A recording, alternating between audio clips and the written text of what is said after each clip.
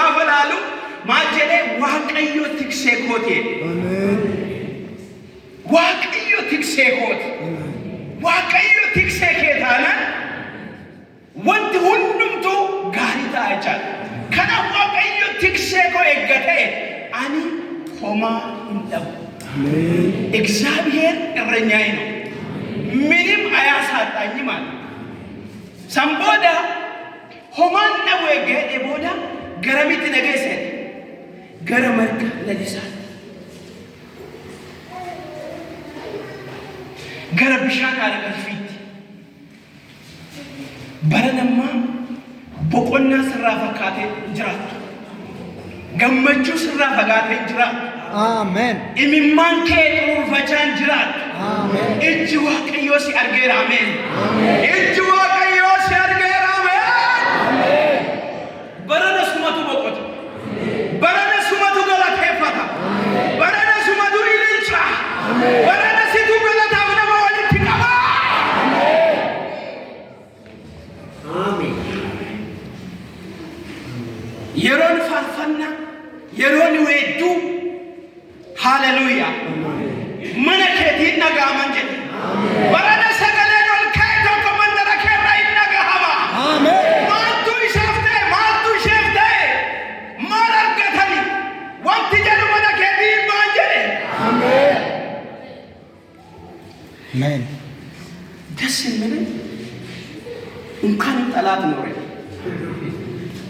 ዲና ወይዳ ነማ እንጀሊና ነማ ይስኒት ጣሩስ ማለት nama fakkiin namaa isinitti dhufin fakkaatti Iyesus Kiristoositiin namni uumame hundumtu isiniif diina ta'uu hin danda'u. Isa keessa hafuura jiru diinni isa immoo humna waaqayyootiin irra dhaabanna. Dibata waaqayyootiin irra dhaabanna. Ulfina waaqayyoo nuuf kenneen irra dhaabanna. Sibbaa waaqayyoo nuuf kenneen irra dhaabanna. Wallaa kana wajjin jiraachuu hin danda'u. waaqayyo naa buqqisi jedhina barana waaqayyo isa isiniin buqqisu mee xonqaayi mandara kee jiru dagaamii mandara kee jiru asmaatanyaa mandara kee jiru isa beektus isa dhoksaatti shakkitus waaqayyo ollaa keetiin buqqisu እንደውም barana sitti siksa mee barana natti siksaa jedha waaqayyo namicha wajjin dhimma hin qabu isa keessa jiru garuu siin buqqisa. Isa hojjitti beekame san hojii dhawwa hinnaaf beesachi waaqayyo ተሳክቶልኝ ነበር ስሰራ ነበር ልክ ከጣልኩኝ ይሆንልኝ ነበር አሁን ግን እየጣልኩኝ አይሆንም እያረኩኝ አይሆንም እየረገምኩኝ አይሆንም አምላካችን በእኛ ይከብራል ባንቺ ይከብራል አንዳንዱ ስትፈራ ማየት ያፍቃል ስትደነግጥ ግራ ስትጋባ ማየት ይፈልጋል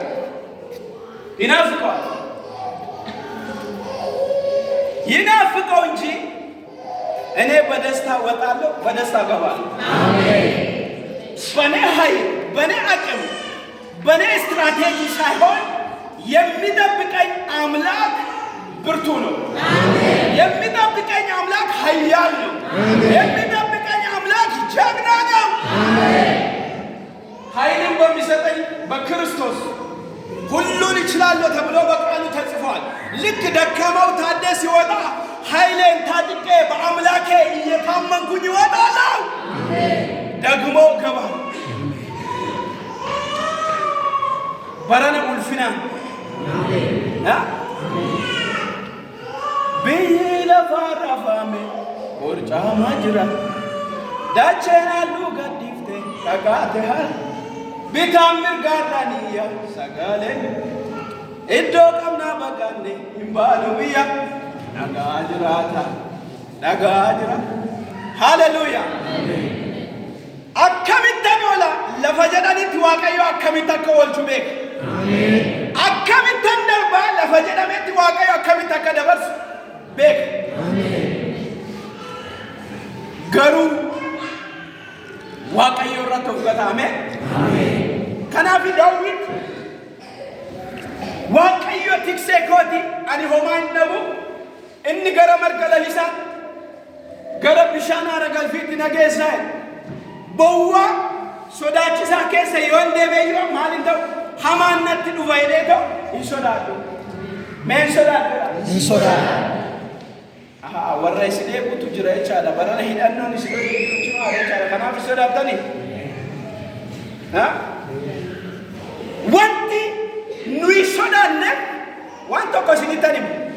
Foon kun biyyeedha. Mee biyyeedha?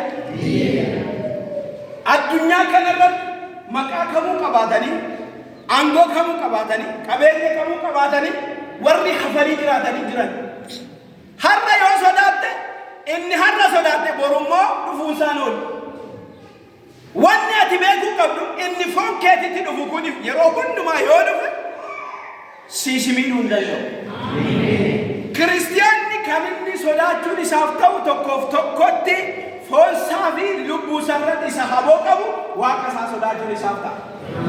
Mee ani jedhame barana waaqa koo sodaadhee nan jiraadha. Sodaan waaqayyo maaliif akkasii barbaachisu beektu? Foon keessanii fi lubbuun keessan gaafa gargar ba'e eessa akka dhaqxan raawwata. Foon kanaafis sodaachaa lubbuu oolchuudhaaf yaaluun garuu kiyyoodha. Waaqayyo nu haa gargaaru. Kanaaf bowwaa sodaachisaa keessa yoo deeme iyyuu ani hamaan natti dhufa jedhee too maal hin ta'u? Sodaadha. Sababni isaa waaqayyo maali kooti? Tiksee kooti. Dur nu hoolota yoo eegnu har'a achi na oolchaa jettee beekti karoora nu baaftee beekti qola. Horiin karoora nu baasee beekamu. Qaamni tiksee qabu eessa ooluu akka qabu maalirraa eegamuu akka qabu eessaa dhuguu akka qabu kan murteessuuf eenyuun? Aniif lammaan dur alugee obaasee beekama. Alugee obaasuu oduu qabnu marmaarsa innet lagi marmaarsaanuma lagi nus deemuudha jecha horii keenya humnumaan alugee san bira dabarree marmaarsa geenye obaasnee deebinaa jechaadha. Yoo barbaanne ammas immoo marmaarsi sun hin tamachaane jarri dhuguu qofa kan irraa eegamu kan gaggeessu kan eegu eenyu nuyi miti gara barbaannetti geessinaa jechaadha. Fakkeenyaaf dur aadaa keenyaan masqalaa margintu qabne hin qophaa'amatu horiidhaaf jechaadha. Aduu san jarjaranii isaanis kuufuu qabu namni si kuufa dabalata immoo ijoolleen dhiichisa sirba deemti waan ta'eef maal godhu maatiin achi keessatti eeggachuu horii gaaf tokko marga sanaa guddisaa jedhanii beeku. Wannan isinitti himu waan isiniif barbaachisu hunduma waaqayyo isiniif qopheesseera. Ameen. Waaqayyo isiniif raawwateera. Ameen. Waaqayyo isiniif xumureera. Ameen. Waa'ee keessaniif itti gaafatamaan tikseen keessan inni dhugaa Iyesus jira. Ameen. Garuu immoo neecharii dhumarraa gaafa laallu jireenyuma kana keessatti diinni jira. Gafiyaal lebaal indoo Yohaannis kudhan irratti maal jedha? Hattuun waan biraatiin otoo hin ta'in hatuudhaaf qaluudhaaf balleessuudhaaf hin dhufaan. Ani garuu jireenya isiniif ta'uudhaaf maal godhee dhufeera. Barana waaqayyo jireenya keessan balleessuudhaaf karaan taaneen qotatee qophaa'ee mijeeffatee isa isinitti deemu tulaa dhufeera. Daandii dhufeera. Leebaa lisarqi liyaadina liyaadhafa himata eneegin hiyyoot lihoolaachuudhaan indi bazallaachuu min alargu maxxaawu gudiisaan tikseen keenya Yesuus ameen. Hattichi nu hin danda'u. Inni nu balleessuudhaaf qawwa barbaade nu hin danda'u. Tikseen koo ani tiksee hoolotaatiidha. Hoolonni koo sagalee koo hin beeku. Karri ittiin ol galanis ba'anis eenyuudha? Ana. Kanaaf waaqayyo nuuf da'oo amansiisan. Ameen. Kanaaf Daawit waa'ee dibataa dubbachuudhaan duratti gaafa tiksu tikseen akkamitti akka nama kunuunsu hoolota isaatti beekaa jira. Waan isin dhibu Daawit lafa onaarratti gaafa inni tiksee hoolota isaa tiksu ni garmi kun hoolota san nyaachuudhaaf leenciin dhufa amaakenni dhufa. Gaafa kana hoolonni of oolchuudhaaf humna hin qaban. Kan isaaniif ta'u nyaatamu. Garuu Daawit tikseedha waan ta'eef. Ofiisa hoolota isaaf jecha dabarsee kenna. Gaafa inni dabarsee kennu humni Waaqayyo, ayyaanni Waaqayyo, ulfinni Waaqayyo isarra waan jiruuf immoo leencaa fi amaaqeta kana maal godha? Kutee hoolota isaa maal godha? Hin oolchedha. Hin oolchu. Isa sitti dhufee kamirraayyuu humni Waaqayyo si oolcha. Isa sitti aggaamame kamirraayyuu Waaqayyo si oolcha. Isa si balleessuudhaaf qophaa'e hundumarraayyuu Waaqayyo si oolcha. Riskiin kee riskii Waaqayyo. Mee riskiin koo jedha. Riskii Waaqayyo jedha. Ija ofii namni akkaatti tuqe jagni yoo jiraata akkaatti of tuqime daf mokkiruus inni sin tuqu jedha. Akka nama libsuu ija isaa tuquuti. High protection. Security cimaadhaan Waaqayyo sin eega. Mandala keessa ergamoonni Waaqayyo kumaaf kutilli si eeguudhaaf jiru. Akkamitti dhugaa kana beeku Zakkaariyaas lamarratti maal jedha? Qabeenyi saba koo Israa'el waan baay'atee fedhe. Kana booda ani dallaa abiddaatiin isaan marsee nan eegaa. Sababni isaa dallaa dhakaatiin ijaarrachuu danda'a. Wanti jiru hundumtuu baay'ate. Waaqayyo abiddaan naannoo kee marse. Ini akkas jedha. Waaqayyo jedhame. Abiddaan jedhame. Naannoo koo marsee. Seeta si gaafa iyyoo barbaaddu Waaqayyo akkas jedhe. Garbicha koo iyyoo bargite hin kallandaa'e. Akkamittan isa argaa. Silaa ata dallaa abiddaati maal gooteet? Isaa fi jahateetteessa. Malee akka warra kaanii waliin argee silaa nan jilbifama.